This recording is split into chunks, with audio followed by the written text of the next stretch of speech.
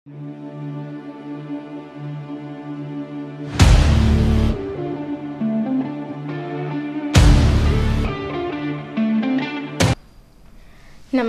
Sony 9 ನ್ಯೂಸ್ಗೆ ಸ್ವಾಗತ. ನಾನು ಪ್ರಭಾವತಿ. ಮೊದಲಿಗೆ ಮುಖ್ಯಾಂಶಗಳು.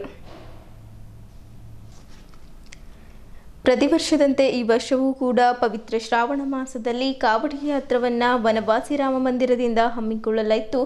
ಲೋಕ ಕಲ್ಯಾಣಕ್ಕಾಗಿ ಕಾವಡಿ ಯಾತ್ರೆಯನ್ನು ಗಜಾನನ್ ದೇವರಾಜರ ನೇತೃತ್ವದಲ್ಲಿ ಹಮ್ಮಿಕೊಳ್ಳಲಾಯಿತು.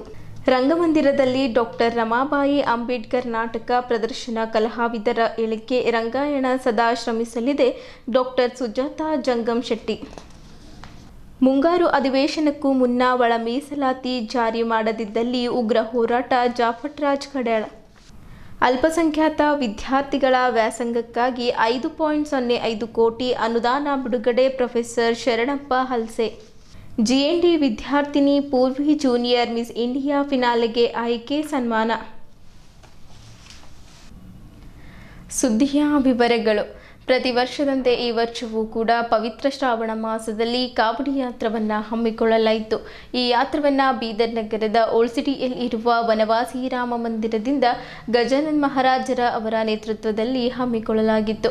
ವನವಾಸಿ ರಾಮ ಮಂದಿರದಿಂದ ಪ್ರಾರಂಭಗೊಂಡು ಬಸವೇಶ್ವರ ವೃತ್ತ, ಅಂಬೇಡ್ಕರ್ ವೃತ್ತ, ಶಹಗಂಜ್ ಚೌಬಾರದಿಂದ ವನವಾಸಿ ರಾಮ ಮಂದಿರಕ್ಕೆ ತಲುಪಿ ಸಮಾವೇಶಗೊಂಡಿತ್ತು. ಲೋಕ ಕಲ್ಯಾಣಕ್ಕಾಗಿ ಈ ಯಾತ್ರೆಯನ್ನು ಹಮ್ಮಿಕೊಳ್ಳಲಾಗುತ್ತದೆ. ಮಹಿಳೆಯರು ನೀರನ್ನು ಶಿವಾಲಯಕ್ಕೆ ಅರ್ಪಿಸಿದರು. ದೇಶದಲ್ಲಿ ಹಲವು ಕಡೆ ಯುದ್ಧದ ಪರಿಸ್ಥಿತಿ ನಿರ್ಮಾಣವಾಗುತ್ತಿದೆ. ಶಾಂತಿಗಾಗಿ ಮತ್ತು ರೈತರಿಗೆ ಉತ್ತಮ ಮಳೆ ಬೆಳೆ ಆಗಲಿ ಎಂದು ಪ್ರಾರ್ಥಿಸಿದರು.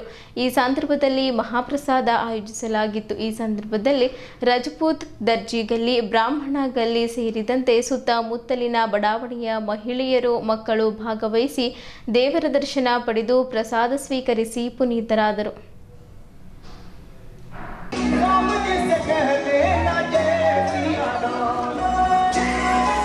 इस कावड़ यात्रा के बाद पश्चात वनवासी राम मंदिर में महाप्रसाद का आयोजन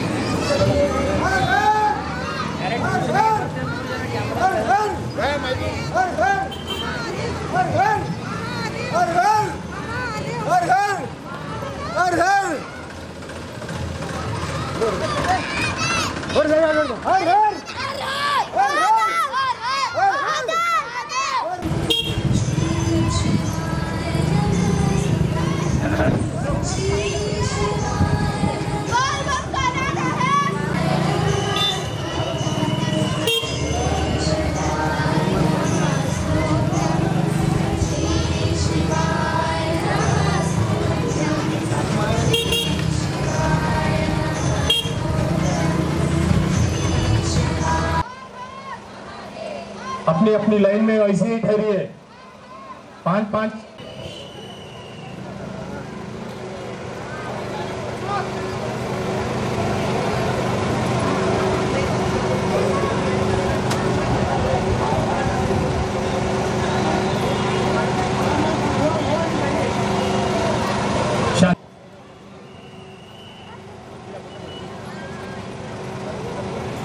लाइन में रहिए, अपने अपनी लाइन में रहिए।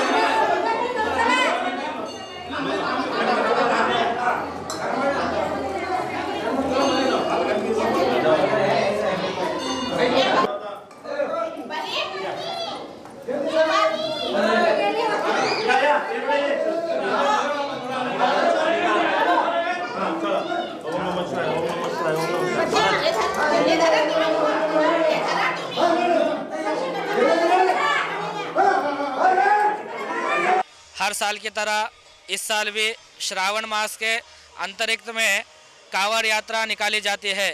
ये कांवड़ यात्रा प्रतिवर्ष अनादि वनवासी राम मंदिर से होते हुए बसवेश्वर चौक और बाबा साहेब अम्बेडकर चौक और गणेश चौक चौबारे से होते हुए फिर अनादि वनवासी राम मंदिर में शिवालय को कांवड़िया सभी जन जल अर्पण करते हैं।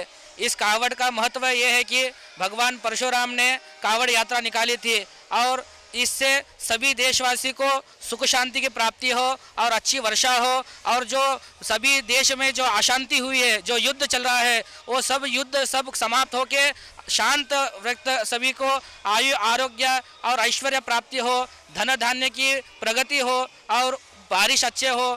तो सभी भक्तजनों से ये विनंती है कि इस कांवड़ यात्रा में प्रतिवर्ष आकर भाग ले और इस शोभा यात्रा को बहुत बड़ी धूमधाम से मनाए गए और प्रतिवर्ष अन्नदान का भी सेवा किया जाता है। मैं गजानन देव महाराज इस वनवासी राम मंदिर का पुजारी दो बात करते हुए मेरी बात विराम करता हूँ। श्री शिवाय नमस्तुभ्यम। जय जय श्री राम। हर हर महादेव, हर हर महादेव, हर महादेव, हर महादेव। ಕಲಾವಿದರ ಏಳ್ಗೆ ರಂಗಾಯಣ ಸದಾ ಶ್ರಮಿಸಲಿದೆ. ಕಲಾವಿದರು ಮೊದಲು ತಮ್ಮ ಪರಿಶ್ರಮದೊಂದಿಗೆ ಕಲಾ ಪ್ರದರ್ಶನ ಮಾಡಬೇಕು. ಉತ್ತಮ ಬಟ್ಟೆಗಳು, ವಾದ್ಯಗಳು ಮತ್ತು ಇನ್ನಿತರ ಪರಿಕರಣಗಳೊಂದಿಗೆ ಕಲೆ ಪ್ರಸ್ತುತಪಡಿಸಿದಾಗ ಮಾತ್ರ ಸರ್ಕಾರ ಅದಕ್ಕೆ ತಕ್ಕ ಸಂಭಾವನೆ ನೀಡುತ್ತದೆ ಎಂದು ಕಲಬುರಗಿ ರಂಗಾಯಣದ ನಿರ್ದೇಶಕಿ ಡಾಕ್ಟರ್ ಸುಜಾತಾ ಜಂಗಮಶೆಟ್ಟಿ ತಿಳಿಸಿದರು. ನಗರದ ರಂಗಮಂದಿರದಲ್ಲಿರುವ ಕರೆದ ಕಲಾವಿದರ ಸಭೆಯಲ್ಲಿ ಮಾತನಾಡಿದ ಅವರು, ಮುಂದಿನ ದಿನಗಳಲ್ಲಿ ಶಾಲಾ ರಂಗಭೂಮಿ ಮತ್ತು ಕಾಲೇಜು ರಂಗಭೂಮಿ ಕ್ರಿಯಾಶೀಲವಾಗುವಂತೆ ಶಾಲಾ ಕಾಲೇಜುಗಳಲ್ಲಿ ನಾಟಕ ಪ್ರದರ್ಶನ, ರಂಗಗೀತೆಗಳ ಬಗ್ಗೆ ತರಬೇತಿ ನೀಡಲಾಗುವುದು. ಅಲ್ಲಿಂದಲೇ ಕಲಾ ರಂಗಭೂಮಿ ಹುಟ್ಟಿಕೊಳ್ಳುತ್ತದೆ. ಅಲ್ಲಿಯೇ ನಾಟಕ ನಿರ್ದೇಶಕರು, ನಟರು ಮತ್ತು ನಾಟಕಗಾರರು ಸಿಗುತ್ತಾರೆ ಎಂದರು. ಇಂದಿನ ಆಧುನೀಕರಣ, ಯಾಂತ್ರೀಕರಣ ಮತ್ತು ಮೊಬೈಲ್ ಯುಗದಲ್ಲಿ ನಾಟಕಗಳನ್ನು ವೀಕ್ಷಿಸಲು ಜನರನ್ನು ರಂಗಭೂಮಿ ಕಡೆಗೆ ಹೇಗೆ ಆಕರ್ಷಿಸಬೇಕೆಂಬ ಕುರಿತು ಇಂದಿನ ಸಭೆಯಲ್ಲಿ ತೀರ್ಮಾನಿಸಲಾಗಿದೆ. ಕಲ್ಯಾಣ ಕರ್ನಾಟಕದ 7 ಜಿಲ್ಲೆಯ ಕಾಲೇಜು ವಿದ್ಯಾರ್ಥಿಗಳಲ್ಲಿರುವ ಕಲಾವಿದರನ್ನು ಗುರುತಿಸಿ ಒಂದು ನಾಟಕ ನಿರ್ಮಿಸಿ 7 ಜಿಲ್ಲೆಯ ಜನರ ನೋಡುವಂತೆ ಮಾಡಲಾಗುತ್ತದೆ ಎಂದರು. ಕಲಾವಿದರಿಗೆ ಅನುದಾನದ ಕೊರತೆ, ರಂಗಾಯಣ ವತಿಯಿಂದ ಅರ್ಹ ಕಲಾವಿದರಿಗೆ ನಾಟಕ ಪ್ರದರ್ಶನ ಮಾಡಲು ಸೂಚಿಸುವುದು ಮತ್ತು ಪ್ರತಿ ವರ್ಷ ನಾಟಕಗಳನ್ನು ಪ್ರದರ್ಶನ ಮಾಡುವುದು ಸೇರಿದಂತೆ ಇಂದಿನ ಸಭೆಯಲ್ಲಿ ಕಲಾವಿದರು ಸಲಹೆ ಸೂಚನೆ ನೀಡಿದ್ದಾರೆ. ಅವುಗಳನ್ನು ಗಂಭೀರವಾಗಿ ಪರಿಗಣಿಸಿ ನಮ್ಮ ರಂಗಾಯಣ ವತಿಯಿಂದ ಸಾಧ್ಯವಾದಷ್ಟು ಮಟ್ಟಿಗೆ ಕಲಾವಿದರಿಗೆ ಪ್ರೋತ್ಸಾಹ ನೀಡಲಾಗುವುದು ಎಂದರು. ಕನ್ನಡ ಮತ್ತು ಸಂಸ್ಕೃತಿ ಇಲಾಖೆಯ ಸಹಾಯಕ ನಿರ್ದೇಶಕ ಸಿದ್ದರಾಮ್ ಶಿಂದೆ ಮಾತನಾಡಿ, ಸಂಚಾರಿ ಕಲಾವಿದರ ಆನ್ಲೈನ್ ಅರ್ಜಿ ಆಹ್ವಾನಿಸಲಾಗಿದೆ. ಅರ್ಜಿ ಸಲ್ಲಿಸಲು ಕೊನೆಯ ದಿನಾಂಕ ಜುಲೈ 28 ಆಗಿದೆ. ಇನ್ನು 10 ದಿವಸ ಮುಂದೂಡುವ ಸಂಭವವಿದೆ. ಆದ್ದರಿಂದ ಕಲಾವಿದರ ಆನ್ಲೈನ್ ಅರ್ಜಿ ಭರ್ತಿ ಮಾಡಬೇಕು. ಆಯ್ಕೆಯಾದ ಕಲಾವಿದರಿಂದ ಒಂದು ನಾಟಕ ನಿರ್ಮಿಸಿ ಇಡೀ ರಾಜ್ಯಾದ್ಯಂತ ಆ ನಾಟಕ ಪ್ರದರ್ಶನ ಮೂಡಿಸಲಾಗುವುದು. ಕಲಾವಿದರು ಇದರ ಸದುಪಯೋಗ ಪಡೆದುಕೊಳ್ಳಬೇಕೆಂದು ತಿಳಿಸಿದ್ದರು. ಜುಲೈ 27ರಂದು ಬೆಳಗ್ಗೆ 11 ಗಂಟೆಗೆ ರಂಗಮಂದಿರದಲ್ಲಿ ನಡೆಯುವ ಡಾಕ್ಟರ್ ರಮಾಬಾಯಿ ಅಂಬೇಡ್ಕರ್ ನಾಟಕ ವೀಕ್ಷಿಸಬೇಕೆಂದು ಕೋರಿದ್ದರು. ಇದೇ ವೇಳೆ ಕರ್ನಾಟಕ ಜಾನಪದ ಅಕಾಡೆಮಿ ಸದಸ್ಯ ವಿಜಯಕುಮಾರ್ ಸೋನಾರೆ, ಕರ್ನಾಟಕ ಗಡಿ ಅಭಿವೃದ್ಧಿ ಪ್ರಾಧಿಕಾರದ ಸದಸ್ಯ ಡಾಕ್ಟರ್ ಸಂಜೀವ್ ಕುಮಾರ್ ಅತಿವಾಳೆ, ಪ್ರಮುಖರಾದ ವಿನಯ್ ಮಾಳ್ಗೆ, ಎಸ್ಪಿ ಕುಚ್ವಾಳ್ ಸೇರಿದಂತೆ ಕಲಾವಿದರು ಉಪಸ್ಥಿತರಿದ್ದರು.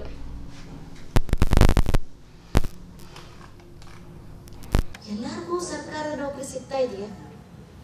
ನಾವು ಒಂದು ಕ್ಷೇತ್ರ ಆಯ್ಕೆ ಮಾಡ್ಕೊಂಡಿದ್ದೀವಿ ಅಂದ್ರೆ ಆ ಕ್ಷೇತ್ರದಲ್ಲಿ ನಿಂತು ನಾವೇ ಅದನ್ನ ಬೆಳೆಸುವಂಥದ್ದು ನಾವು ಬೆಳೆಸ್ಕೋಬೇಕು. ಸರ್ಕಾರ ಒಂದು ಹಿಟ್ಟಲ್ಲಿ ಉಪ್ಪು ಅಷ್ಟೇ ಎಲ್ಲಾ ಸರ್ಕಾರದಿಂದ ಕೊಡಬೇಕು ಅನ್ನೋದು ಆಗಲ್ಲ. ನಾವು ಕನ್ನಡ ಮತ್ತು ಸಂಸ್ಕೃತಿ ಇಲಾಖೆ ಒಂದು ಸರಿ ನಿಮಗೆ ಒಂದು ಪ್ರಾಯೋಜಿತ ಕಾರ್ಯಕ್ರಮ ಕೊಡುತ್ತೆ. ಮತ್ತೆ 3 ತಿಂಗಳು 6 ತಿಂಗಳು ಕಾಯ್ಬೇಕು ನೀವು. ಆದ್ರೆ 3 ತಿಂಗಳು ಏನ್ ಮಾಡೋದು? ಹಾಗೆ ಕೊಡೋದ ಉಪವಾಸ? ಇಲ್ಲಲ್ಲ. ಈಗ ನಮ್ಮ ರೆಪರ್ಟ್ರಿ ಕರೆದಿದ್ದೀನಿ ನಾನು. ರೆಪರ್ಟ್ರಿ ಒಳಗೆ 12 ಜನ ಕಲಾವಿದರು ಬರ್ತಾರೆ. ಕಲಾವಿದರು ಮುಗಿದ ತಕ್ಷಣ ಅವ್ರು ಮತ್ತೆ ಏನ್ ಮಾಡ್ಬೇಕು? ಪ್ರಶ್ನೆ ಏನು? ಮತ್ತೆ ಅವ್ರನ್ನೇ ತಗೋಬೇಕಾ? ಮತ್ತೆ ಹೊಸ ಕಲಾವಿದರು ಬೇಕಲ್ಲ ನಮ್ಗೆ ರೆಪರ್ಟ್ರಿಗೆ. ಅವರು ಹೋಗಿ ನಾನೇನ್ ಮಾಡಿದ್ದೀನಿ, ಈಗ ನೀವು ಹೇಳಿದ್ರಿ ಖಂಡಿತ. ಈಗ ನಾನು ಕಾಲೇಜು ರಂಗೋತ್ಸವ ಮಾಡುವಾಗ ಅದರಲ್ಲಿ ಎಲ್ಲಾ ಕಾಲೇಜಿನ ಎಲ್ಲಾ ಜಿಲ್ಲೆಯ ಒಂದೊಂದು ಕಾಲೇಜ್ ಬಂದು ಎಲ್ಲಾ ಕಾಲೇಜಿನ ಹುಡುಗರು ಇದ್ರು ಅವತ್ತು. ಅಂದ್ರೆ ಅವ್ರು ನೋಡ್ಲಿ, ಅವ್ರ ಹತ್ರ ಪೈಪೋಟಿ ಬೆಳಿಲಿ. ಓ, ಎಷ್ಟು ಬ್ಯೂಟಿಫುಲ್ ನಾಟಕ ಇದೆಯಲ್ಲ, ನಾನು ಇದು ಮಾಡಬೇಕು ಮುಂದಿನ ಸಾರಿ, ಇದೆಷ್ಟು ಚೆನ್ನಾಗಿದೆ ಅಲ್ಲ, ಎಲ್ಲರೂ ನೋಡಿದ್ರು ಅವತ್ತಿನ ದಿವಸ. ಜೊತೆಗೆ ನಾನು ಅವ್ರ ಮೇಲೆ ಒಂದು ಹೊರೆ ಹಾಕಿದೆ. ಅಲ್ಲಿರುವ ಒಬ್ಬ ಆ ತಂಡದಲ್ಲಿರುವ ಮಕ್ಕಳಿಗೆ, ಹುಡುಗಿಯರಿಗೆ, ಹುಡುಗರಿಗೆ ಹೇಳಿದೆ, ಒಂದು ಚಾಲೆಂಜ್ ಮಾಡಿದೆ ಅವರಿಗೆ, ನೀವೇ ಒಂದು ನಾಟಕ ತಯಾರು ಮಾಡಿ ಅಂತ. ನೀವೇ ಮಾಡಿ.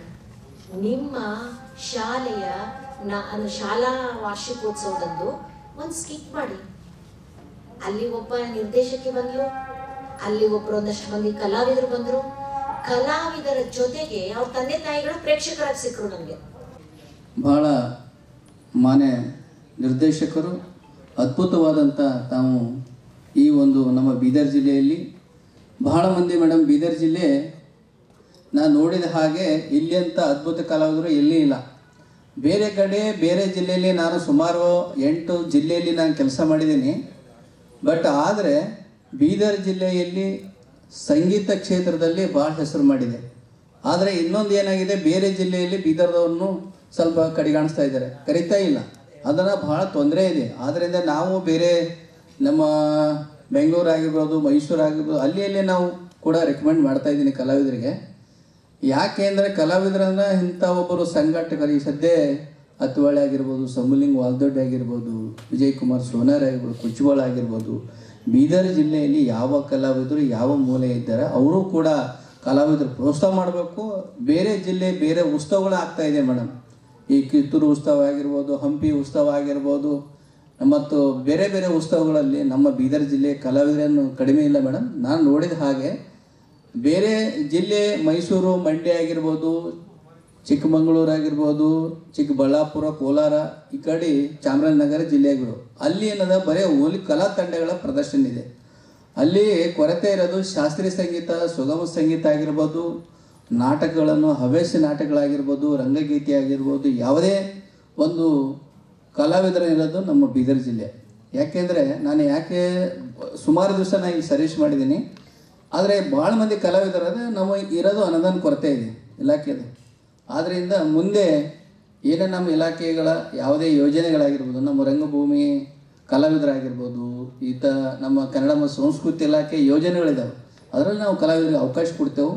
ಮತ್ತು ಈ ರಂಗಭೂಮಿಯ ಬಗ್ಗೆ ವಾರದೊಂದು ನಾಟಕಗಳ ಪ್ರದರ್ಶನ ಮಾಡಬೇಕು. ಇಲ್ಲಿ ಬೀದರ್ ಜಿಲ್ಲೆಯಲ್ಲಿ ಯಾರು ರಂಗಭೂಮಿ ಕಲಾ ತಂಡ ಇದೆಯಾ ಅಂಥವ್ರಿಗೆ ನಾವು ರಂಗಾಯಣದ ಕೂಡ ನಾವು ಅವಕಾಶ ಕೊಡ್ತೇವೆ. ಆದರೆ ದಯವಿಟ್ಟು ಇನ್ನೊಮ್ಮೆ ನಾನು ಕಳಕಳಿಯಿಂದ ಕೇಳ್ಕೊಳ್ತೀನಿ, ರಿಫರೇಟರಿ ಕಲಾವಿದರು ನಾವು ಕರೆದಿದ್ದೆವು. ಅರ್ಜಿಗಳನ್ನು ಈಗಾಗಲೇ 10-15 ಅರ್ಜಿಗಳು ಬಂದಿದೆ. 28ನೇ ತಾರೀಕು ಲಾಸ್ಟ್ ಡೇಟ್ ಇದೆ. ಮತ್ತು ನಾವು ಇನ್ನೊಂದು 10 ದಿವಸಗಳನ್ನು ಎಕ್ಸ್ಟೆನ್ಷನ್ ಮಾಡೋದು ಮೇಡಮ್ ಇದ್ದಾರೆ. ಇನ್ನೊಂದು 10 ದಿವಸ ಎಕ್ಸ್ಟೆನ್ಷನ್ ಮಾಡ್ತೇವೆ. ಅಂಥ 20ರಿಂದ 35 ವರ್ಷ ಒಳಗಡೆನೆ ಪ್ರತಿಭಾವಂತ ಕಲಾವಿದರು ಅವರು ಡಿಪ್ಲೊಮಾ ಪದವಿ ಆಗಿರಬೇಕು. ಮಾರ್ಗಸೂಚಿ ಇದೆ ಮತ್ತು ಅರ್ಜಿ ನಮೂನೆ ಇದೆ. ದಯವಿಟ್ಟು ಬೀದರ್ ಜಿಲ್ಲೆ ಕಲಾವಿದರು ಯಾರನ್ನೂ ಕೂಡ ಇಲ್ಲ ಕಡ್ಡಾಯ ಏನಿಲ್ಲ, ಬಟ್ ಅನುಭವ ನೋಡ್ತಾರೆ. ಅದರಲ್ಲಿ ಸಂದರ್ಶನ ಇದೆ, ಸಂದರ್ಶನಕ್ಕೆ ಎಲ್ಲ ಮಾರ್ಕ್ಸ್ ಇದೆ. ಆದ್ದರಿಂದ ಯಾರಾದರೂ ಕೂಡ ತಾವು ಅಪ್ಲಿಕೇಶನ್ ಹಾಕ್ಬೋದು. ಆದ್ದರಿಂದ ಇವತ್ತಿನ ಭಾಳ ಈ ಒಂದು ಪೂರ್ವಭಾವಿ ಸಭೆ ಯಶಸ್ವಿ ಮಾಡಿಕೊಟ್ಟಂಥ ಕಲಬುರಗಿ ರಂಗಾಯಣದ ನಿರ್ದೇಶಕರಾದಂಥ ಡಾಕ್ಟರ್ ಸುಜಾತಾ ಜಂಗಮ್ ಶೆಟ್ಟಿ ಮೇಡಮರಿಗೂ ಕೂಡ ನಾನು ರಂಗಾಯಣ ಪರವಾಗಿ ತಮ್ಮೆಲ್ಲರ ಪರವಾಗಿ ಧನ್ಯವಾದಗಳು ಕೋರ್ತಾ ಇದ್ದೀನಿ. ನಾವು ಯಾವುದೇ ನಿರೀಕ್ಷೆ ಇರಲಾರ್ದೇ ನಾಟಕ ಮಾಡಿದ್ವಿ. ಸಂಭಾವನೆಗಳು ಲೆಕ್ಕ ಹಾಕಿಲ್ಲ. ನಾವು ಕಲೆ ಉಳಿಸ್ಬೇಕನ್ನೋ ಉದ್ದೇಶದಿಂದ ಸುಮಾರು 20-25 ವರ್ಷ ಎಲ್ಲ ಡಾಕ್ಟರ್ಸು, ಇಂಜಿನಿಯರ್ಸು, ಲೆಕ್ಚರರ್ಸು ಎಲ್ಲರೂ ಕೂಡ ಕೆಲಸ ಮಾಡಿದ್ವಿ.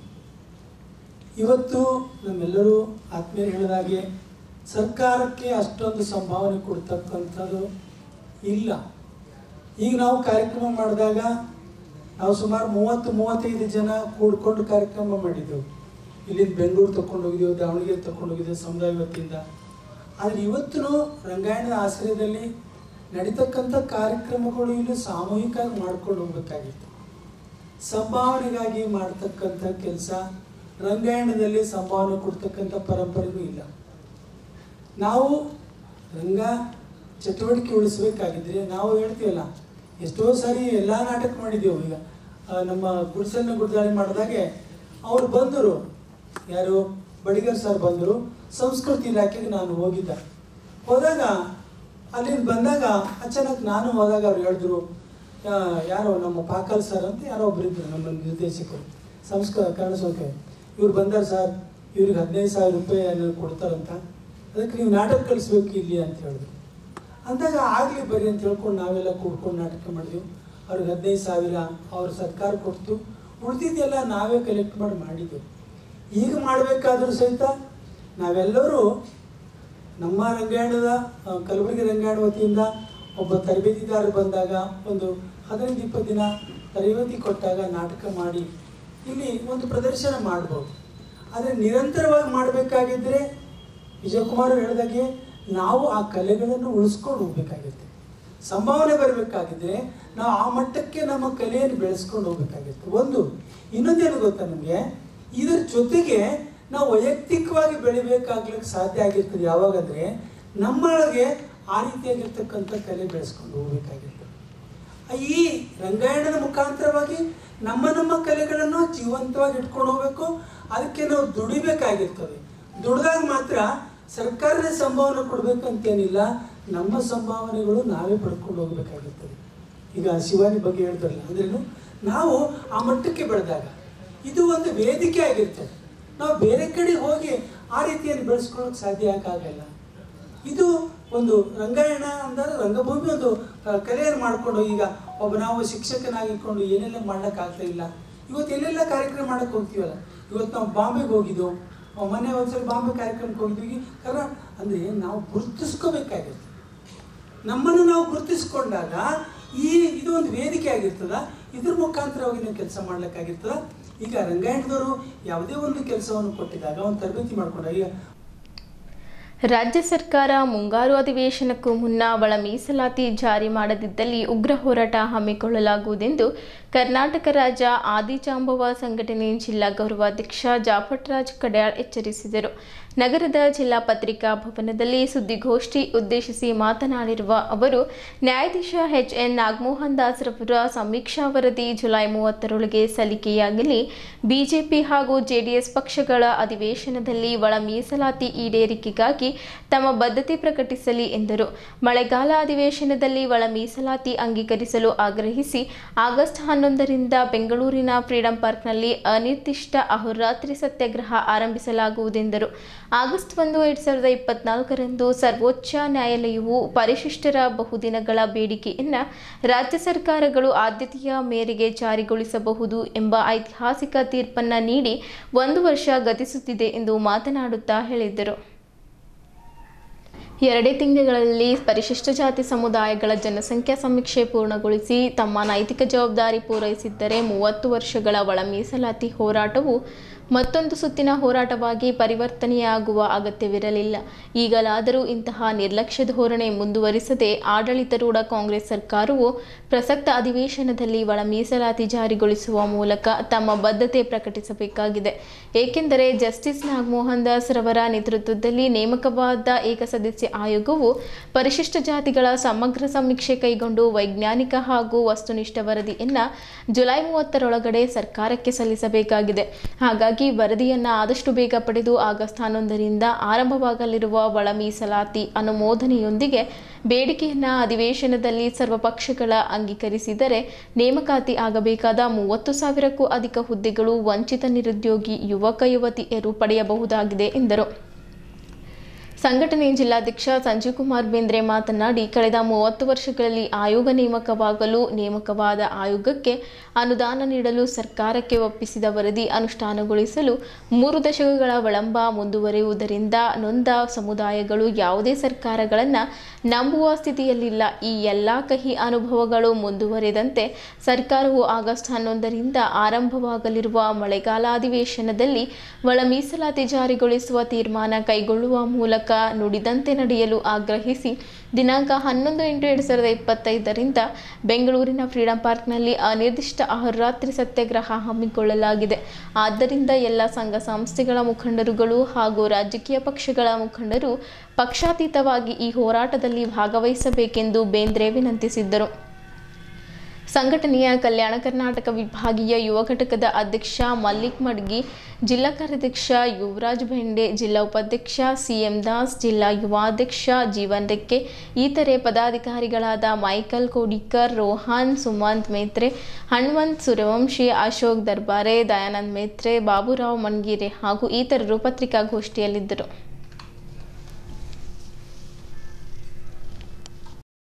ಆದಿಜಾಂಬವ ಸಂಘಟನೆಯ ಜಿಲ್ಲಾ ಗೌರವಾಧ್ಯಕ್ಷರಾದಂಥ ಜಾಫರ್ ಕಡೇಳ್ ಅವರು ಪತ್ರಿಕಾಗೋಷ್ಠಿಯನ್ನು ಉದ್ದೇಶಿಸಿ ಒಳ ಮೀಸಲಾತಿ ಬೇಡಿಕೆಯನ್ನು ಇಟ್ಟು ಹೋರಾಟ ಮಾಡಿಕೊಂಡು ವಿವಿಧ ರೀತಿ ಹೋರಾಟ ಮಾಡ್ಕೊತಾ ಬಂದೀವಿ.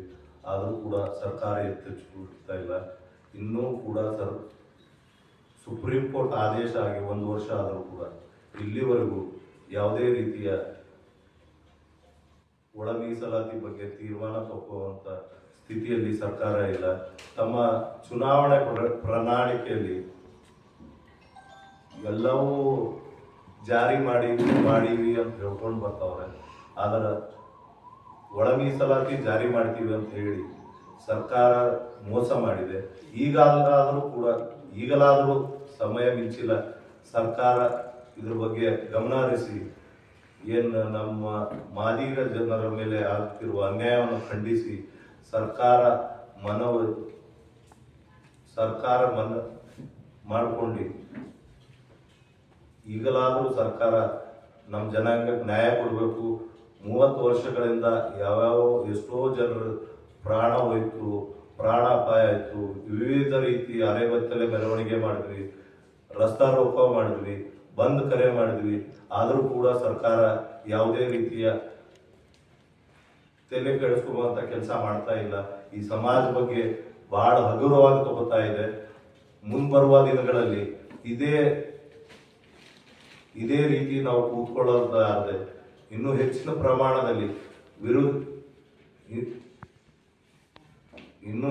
ಪ್ರಮಾಣದಲ್ಲಿ ಉಗ್ರವಾದ ಹೋರಾಟ ರೂಪಕ್ಕೆ ಇಳಿತೀವಿ.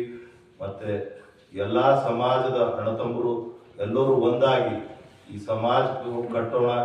ನಾವೆಲ್ಲರೂ ಈ ಸಮಾಜಕ್ಕಾಗಿರುವಂತ ಅನ್ಯಾಯವನ್ನು ತಡೆಗಟ್ಟೋಣ ಅಂತ ಹೇಳಿ 2 ಮಾತು ಮುಗಿಸ್ತೀನಿ. ನನ್ನ ಹೆಸರು ಜಾಫರ್ ಕಡೇಳ್. ಮಳೆಗಾಲದ ಅಧಿವೇಶನದಲ್ಲೇ ಇದನ್ನ ಇಂಪ್ಲಿಮೆಂಟ್ ಮಾಡಬೇಕು. ಈಗಾಗಲೇ ಏನು ನಾಗಮೋಹನ್ ದಾಸ್ ಅವರ ವರದಿಯೆಲ್ಲ ಬಂದಾಯ್ತು. ಅವರಿಗೆ ಟೈಮ್ ಎಲ್ಲ ಕೊಟ್ಟಿರೋದು ಆಲ್ರೆಡಿ ಟೈಮ್ ಎಲ್ಲ ಓವರ್ ಆಗಿದೆ. ನಮ್ಗೆಲ್ಲ ಗೊತ್ತಿದೆ. 2 ತಿಂಗಳು 3 ಎಕ್ಸ್ಟೆನ್ಷನ್ ಆಪತ್ತಾನೆ ಬಂತು. ಇಲ್ಲಿವರೆಗೂ ಏನಾಗಿದೆ, ಈಗ ಸರ್ಕಾರ ವರದಿ ಅದನ್ನ ಸರ್ಕಾರ ಅತಿ ಬೇಗನೆ ಸ್ವೀಕೃತಿ ಆಗ್ಬೇಕು. ವರದಿ ಅದನ್ನು ಬೇಗ ಇಂಪ್ಲಿಮೆಂಟ್ ಆಗ್ಬೇಕು. ದತ್ತಾಂಶ ಎಲ್ಲ ಸಿಕ್ಕಿದೆ. ಈಗ ಸರ್ಕಾರಕ್ಕೆ ಏನು ಬೇಕಾಗಿತ್ತು, ರಾಜ್ಯ ಸರ್ಕಾರಕ್ಕೆ ಆ ದತ್ತಾಂಶ ಈಗಾಗಲೇ ಎಲ್ಲ ಕ್ರೋಢೀಕರಣ ಆಗಿದೆ, ಅವರ ಎಲ್ಲ ಬಂದ್ಬಿಟ್ಟಿದೆ. ಸೊ ಅದು ಸಮೀಕ್ಷೆ ಕೂಡ ಬಹಳಷ್ಟು ವೈಜ್ಞಾನಿಕವಾದಂಥ ಸಮೀಕ್ಷೆ ಆಗಿದೆ ಮತ್ತು ವಾಸ್ತು ಸ್ಥಿತಿಯಲ್ಲಿ ಸಮೀಕ್ಷೆನೂ ಆಗಿದೆ. ಆ ಸಮೀಕ್ಷೆ ಬಗ್ಗೆ ಯಾರು ಬಟ್ಟು ಮಾಡೋಂಗಿಲ್ಲ, ಏನು ಪ್ರಶ್ನೆ ಮಾಡೋಂಗಿಲ್ಲ, ಆ ರೀತಿಯಲ್ಲಿ ಸಮೀಕ್ಷೆ ಆಗಿದೆ. ಸೊ ಸರ್ಕಾರಕ್ಕೆ ಏನು ಬೇಕಾಗಿತ್ತು, ಎಂಪಿಕಲ್ ಡಾಟಾ ಎಲ್ಲ ಬೇಕಾಗಿತ್ತು, ಅದನ್ನೆಲ್ಲ ಈಗ ಬಂದಿದೆ. ಸೊ ಅದನ್ನು ಇಟ್ಕೊಂಡು ಬೇಗ ಇದನ್ನು ಇಂಪ್ಲಿಮೆಂಟ್ ಮಾಡಬೇಕು ಅಂತ ನಮ್ಮ ಒತ್ತಾಯ ಇದೆ. ಈ ಮಳೆಗಾಲದ ಅಧಿವೇಶನದಲ್ಲಿ ಅದನ್ನು ಚರ್ಚೆ ಮಾಡಿಬಿಟ್ಟು ಬೇಗ ಇಂಪ್ಲಿಮೆಂಟ್ ಮಾಡಬೇಕು ಅಂತ. ಈಗ ನಮ್ಮ ರಾಜ್ಯ ಸಮಿತಿಯವರು ಇದೇ ಆಗಸ್ಟ್ 11ರಿಂದ ಫ್ರೀಡಮ್ ಪಾರ್ಕಲ್ಲಿ ಅಹೋರಾತ್ರಿ ಅನಿರ್ದಿಷ್ಟಾವಧಿ ಸತ್ಯಾಗ್ರಹವನ್ನು ಮಾಡ್ತಾ ಇದ್ದಾರೆ. ಸೊ ಅಲ್ಲಿ ನಾವೆಲ್ಲ ಈ ನಮ್ಮ ಬೀದರ್ ಜಿಲ್ಲೆ, ಬೇರೆ ಬೇರೆ ಜಿಲ್ಲೆಯಿಂದ, ಇಡೀ ಕರ್ನಾಟಕದ ಎಲ್ಲ ಜಿಲ್ಲೆಯಿಂದ ಸಹಸ್ರಾರು ಜನರು ಆ ಒಂದು ಹೋರಾಟಕ್ಕೆ ಹೋಗ್ತಾ ಇದ್ದಾರೆ. ಸೊ ನಮ್ಮ ಜಿಲ್ಲೆಯಿಂದ ಕೂಡ ಹೆಚ್ಚಿನ ಸಂಖ್ಯೆಯಲ್ಲಿ ಆ ಹೋರಾಟದಲ್ಲಿ ಭಾಗವಹಿಸಬೇಕು ಅಂತ ನಮ್ಮ ಕರೆ ಇದೆ. ಜೊತೆಗೆ ಇದೇನು ನಾವು ಈಗ ಮಾತಾಡಿದ್ವಿ, ನಮ್ಮ ಉಪಾಧ್ಯಕ್ಷರನ್ನು ಹೇಳಿದ್ರು, ಅದನ್ನು ನಾವಲ್ಲಿ ರಾಜ್ಯ ಸಮಿತಿಯಲ್ಲಿ ಕೂತ್ಕೊಂಡು ಮಾತಾಡಿ ಸರ್ಕಾರ ಒಂದು ವೇಳೆ ಅದನ್ನು ಪರಿಗಣಿಸಿಲ್ಲ ಅಂದರೆ, ಇಂಪ್ಲಿಮೆಂಟ್ ಮಾಡಿಲ್ಲ ಅಂದರೆ ಮುಂದಿನ ಕಾರ್ಯವೈಖರಿ ನಾವೇನು ಮಾಡಬೇಕು ಅಂತ ಈಗಾಗಲೇ ಹೇಳಿದಾರ, ಅದನ್ನು ನಾವು ರಾಜ್ಯ ಸಮಿತಿಯಲ್ಲಿ ಕೂತ್ಕೊಂಡು ತೀರ್ಮಾನ ಮಾಡಿ ಅದರ ದಿನಕ್ಕೆಲ್ಲ ತಮಗೆ ನಾವು ತಿಳಿಸ್ತೀವಿ. ಅಂದ್ರೆ ಅಧಿವೇಶನ ಮುಗಿಯೋದ್ರ ಒಳಗಾಗಿ ಇದು ಇಂಪ್ಲಿಮೆಂಟ್ ಆಗ್ಬೇಕು ಅಂತ ನಾವು ಇದ್ದಲ್ಲಿ ನಿಮ್ಮ ಮುಂದಿನ ಕಾರ್ಯವೈಖರಿ ತಿಳಿಸ್ತೀರಿ. ಎಷ್ಟು ಜನ ಭಾಗವಹಿಸ್ತೀರಿ ನೀವು ಇಲ್ಲಿಂದ? ಬೀದರ್ ಜಿಲ್ಲೆಯಲ್ಲಿ ಎಷ್ಟು ಜನ ಭಾಗವಹಿಸ್ತಾರೆ?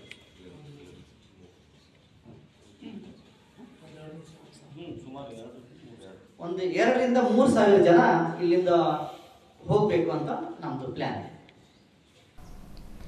ರಾಜ್ಯದ 4,000ಕ್ಕೂ ಅಧಿಕ ವಿದ್ಯಾರ್ಥಿಗಳ ಶೈಕ್ಷಣಿಕ ಅನುಕೂಲಕ್ಕಾಗಿ ಅಲ್ಪಸಂಖ್ಯಾತ ಇಲಾಖೆಯು ನಮ್ಮ ವಿಶ್ವವಿದ್ಯಾಲಯಕ್ಕೆ 5.05 ಕೋಟಿ ಅನುದಾನ ನೀಡಿದ್ದಾರೆ ಎಂದು ಕರ್ನಾಟಕ ರಾಜ್ಯ ಮುಕ್ತ ವಿಶ್ವವಿದ್ಯಾಲಯದ ಕುಲಪತಿ ಪ್ರೊಫೆಸರ್ ಶರಣಪ್ಪ ವಿ ಹಲ್ಸೆ ಹೇಳಿದ್ದರು.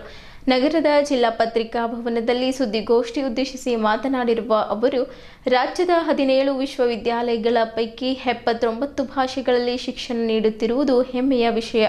ನಮ್ಮ ವಿಶ್ವವಿದ್ಯಾಲಯದಲ್ಲಿ ಓದಿದ ಓರ್ವ ವಿದ್ಯಾರ್ಥಿ ಪಶ್ಚಿಮ ಬಂಗಾಳದಲ್ಲಿ ಕಳೆದ 8 ವರ್ಷಗಳ ಹಿಂದೆ ಜಿಲ್ಲಾಧಿಕಾರಿಯಾಗಿದ್ದಾರೆ.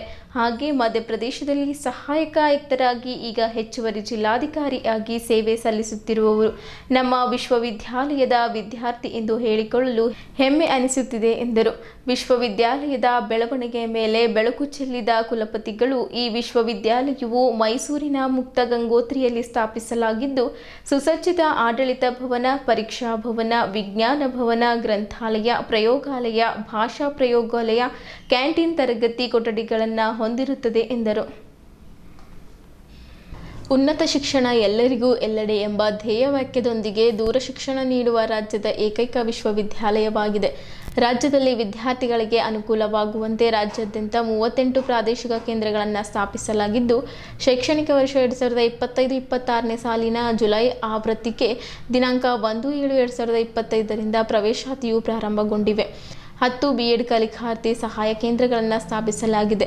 ಮುಂಬರುವ ದಿನಗಳಲ್ಲಿ ಎಲ್ಲ ಸರ್ಕಾರಿ ಪ್ರಥಮ ದರ್ಜೆ ಕಾಲೇಜುಗಳಲ್ಲಿ ಈ ಕಲಾಕೃತಿ ಸಹಾಯ ಕೇಂದ್ರವನ್ನು ಸ್ಥಾಪಿಸಲು ಪ್ರಯತ್ನಿಸಲಾಗುತ್ತಿದೆ ಎಂದು ತಿಳಿಸಿದ್ದರು. ಪ್ರಾದೇಶಿಕ ಕೇಂದ್ರದ ನಿರ್ದೇಶಕ ನಾಗೇಶ್ ಎಂ, ಕಲಬುರಗಿ ಪ್ರಾದೇಶಿಕ ಕೇಂದ್ರದ ನಿರ್ದೇಶಕ ಡಾಕ್ಟರ್ ಸಂಗಮೇಶ್ ಹಿರೇಮಠ್, ಯಾದಗಿರಿ ಪ್ರಾದೇಶಿಕ ಕೇಂದ್ರದ ನಿರ್ದೇಶಕ ಹನುಮಂತ್ ಆರ್ ಹಾಗೂ ಇತರರು ಪತ್ರಿಕಾಗೋಷ್ಠಿಯಲ್ಲಿದ್ದರು.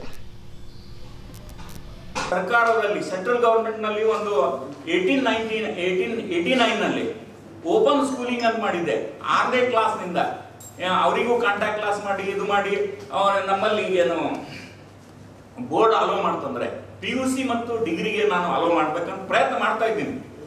ಸರ್ಕಾರದ ಈಗ ಪರ್ಮಿಷನ್ ಇಲ್ಲದೆ ನಾವು ಸ್ಟಾರ್ಟ್ ಮಾಡ್ಲಿಕ್ಕೆ ಆಗಲ್ಲ. ಹೀಗಾಗಿ ಸೆಂಟ್ರಲ್ ಗವರ್ಮೆಂಟ್ನವರು ಓಪನ್ ಸ್ಕೂಲಿಂಗ್ ಅಂತ ತಮಗೆಲ್ಲ ಗೊತ್ತಿರಬಹುದು. National council of open schooling ಅಂತಿದೆ, 1989 ಪ್ರಾರಂಭ ಮಾಡಿದೆ. ಅದೇ ತರ ನಮ್ಮಲ್ಲಿ ನಮ್ಮ ಸ್ಟೇಟ್ದವರು ಬೋರ್ಡ್ದವರು ನಮ್ಗೆ ಅಲೋ ಮಾಡಿದ್ರೆ, ಸರ್ಕಾರದವರು ಅಲೋ ಮಾಡಿದ್ರೆ, ಈ ಸಲ SSLC ಮತ್ತು PUCನು ಡಿಸ್ಟೆನ್ಸ್ ಎಜುಕೇಶನ್ ಅಲ್ಲಿ ನಾವು ಇಂಪ್ಲಿಮೆಂಟ್ ಮಾಡ್ಬೇಕಂತ ಆಸೆ ಇದೆ. ಬಟ್ ನಾನು ಈಗಾಗಲೇ ಬರೆದು 6 ತಿಂಗಳಾಯ್ತು. ಎಲ್ಲ ಲೆಟರ್ಗಳನ್ನ ಬರ್ದೀನಿ, ಕರೆಸ್ಪಾಂಡೆನ್ಸ್ ಮಾಡ್ತಾ ಇದ್ದೀನಿ, ಸತತ ಪ್ರಯತ್ನ ಮಾಡ್ತೀನಿ. ನಾ ಇರುವವರೆಗೆ ಏನಾರ ಅವಕಾಶ ಕೊಟ್ಟರಂದ್ರೆ ಎಷ್ಟೋ ಡ್ರಾಪ್ಔಟ್ ಹುಡುಗರು ಮತ್ತು ಲೇಬರ್ ಮಕ್ಕಳಿಗೂ ಸಹ ನನ್ನ ಆಸೆ ಏನಿದೆ, ಈ ಮೈನಾರಿಟಿಗೆ ಸ್ಯಾಂಕ್ಷನ್ ಮಾಡಿದ್ರು 5 ಕೋಟಿ ಅಂತ ಸರ್ಕಾರದವರು ಲೇಬರ್ ವಿದ್ಯಾರ್ಥಿಗಳಿಗೆ, ಲೇಬರ್ ಕಮಿಷನರ್ಗೆ ಭೇಟಿಯಾಗಿ ಲೇಬರ್ ಸೆಕ್ರೆಟರಿಗೆ ಭೇಟಿಯಾಗಿ ಲೇಬರ್ ವರ್ಕ್ಗಳಿಗೆ ಸಹ ಹೈಯರ್ ಎಜುಕೇಶನ್ ಅನ್ನ ಕೊಡಬೇಕು ಅಂತ ಆಶಯದಿಂದ ಅವರಿಗೂ ಕಾಂಟ್ಯಾಕ್ಟ್ ಮಾಡಿ ನಾನು ಅವರಿಗೂ ಅನುಕೂಲ ಮಾಡಿಕೊಡ್ಬೇಕಂತ ಪ್ರಯತ್ನ ಮಾಡ್ತಾ ಇದ್ದೀನಿ. ಅದು ಸಿಗ್ಬೋದು ಬಿಡ್ಬೋದು ಗೊತ್ತಿಲ್ಲ. ಸರ್ಕಾರ ಅನುದಾನ ಕೊಟ್ಟರೆ ನಾವು ಫ್ರೀ ಎಜುಕೇಶನ್ ಅನ್ನ ಕೊಡ್ತೀವಿ ಸರ್. ನಗರದ ಗುರುನಗರ್ ಕಾಲೋನಿಯಲ್ಲಿರುವ ಗುರುನಾನಕ್ ದೇವ್ ಪಬ್ಲಿಕ್ ಶಾಲೆ 8ನೇ ತರಗತಿಯ ಪ್ರತಿಭಾನ್ವಿತ ವಿದ್ಯಾರ್ಥಿನಿ ಪೂರ್ವಿ 2025ರ ಜೂನಿಯರ್ ಮಿಸ್ ಇಂಡಿಯಾ ಸ್ಪರ್ಧೆಯ ಗ್ರ್ಯಾಂಡ್ ಫಿನಾಲೆಗೆ ಆಯ್ಕೆಯಾಗಿ ಶಾಲೆ ಹಾಗೂ ಜಿಲ್ಲೆಗೆ ಕೀರ್ತಿ ತಂದಿದ್ದಾರೆ. ಪ್ರತಿಷ್ಠಿತ ರಾಷ್ಟ್ರೀಯ ಮಟ್ಟದ ಸ್ಪರ್ಧೆಯು ದೆಹಲಿ, ಮುಂಬೈ, ಹೈದರಾಬಾದ್, ಚೆನ್ನೈ ಮತ್ತು ಬೆಂಗಳೂರು ಸೇರಿದಂತೆ ಭಾರತದಾದ್ಯಂತ 10 ಪ್ರಮುಖ ನಗರಗಳಲ್ಲಿ ಆಡಿಷನ್ಗಳನ್ನು ನಡೆಸಿತ್ತು.